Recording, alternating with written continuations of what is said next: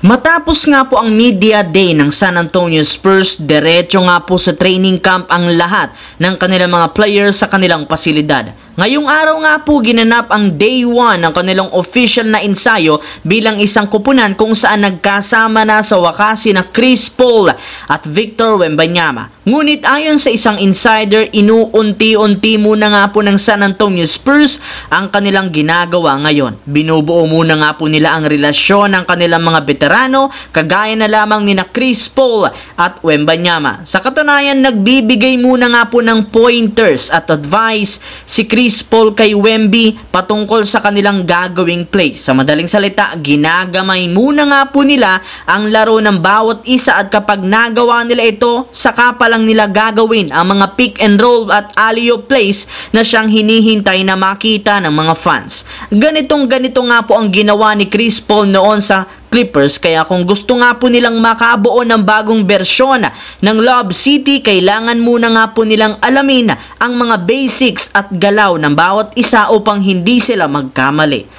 Samantala, kagaya nga po ng ibang teams, sinimulan na rin naman ng Los Angeles Lakers ang day 1 ng kanilang training camp kung saan pinangunahan nga ito ni Coach JJ Redick. Gaya nga ng inasahan, pinagsama-sama niya na dito ang kanyang mga starters upang masanay sa ipapagawa niyang game plan. Sa katunayan, bago pa magsimula ang training camp, nagkaroon muna nga sila kahapon ng team dinner upang pag-usapan ang ipapagawang trabaho ni Coach Redick sa kanila. Ibinulgar nga dito na magkakaroon lamang ito ng 9-man rotation na gagamitin bawat laro. Ibig sabihin, bukod sa starting 5 na sina D'Angelo, Reeves, Lebron, Hachimura at Davis, 4 na manlalaro lamang sa bench ang posibleng paglaruin. Sa ngayon, minensyon na nga po ni Redick sina Gabe Vincent, Jared Vanderbilt, Max Christie, Jackson Hayes, Cam Reddish, Jalen Hood-Schifino at Bronny James ang maglalaban-laban para makakuha ng bench minutes. Kasali na dyan si Dalton Knecht. Pero ayon sa isang insider, malaki nga po ang posibilidad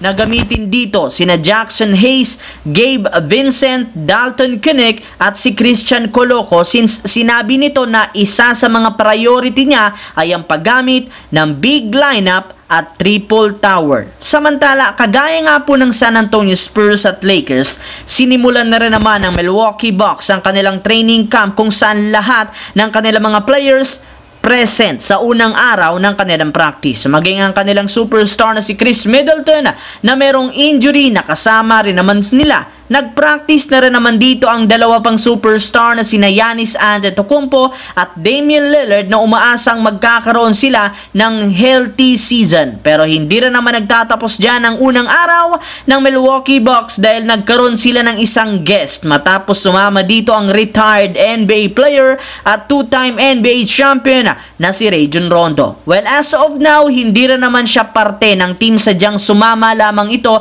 bilang guest coach kung saan pinayuhan niya ang mga dapat gawin sa kanilang posisyon. Kung inyo nga matatandaan, mismong si Rondo na ang nagsabi noon na gusto nga po niyang maging NBA coach balang araw matapos niyang magretiro sa isang NBA player. At ang kanyang ginagawa ngayon ay simula ng kanyang bagong karir na tatahakin. So yun lamang mga idol ang ating bagong video ngayon. Once again, this is your J-Zone TV. Huwag kalimutang mag-like, mag-subscribe, pindutin ang notification bell sa aking channel para lagi kayo maging updated sa mga videos na pinapalabas ko. Isang malaking shoutout sa lahat mga idol. Maraming salamat po.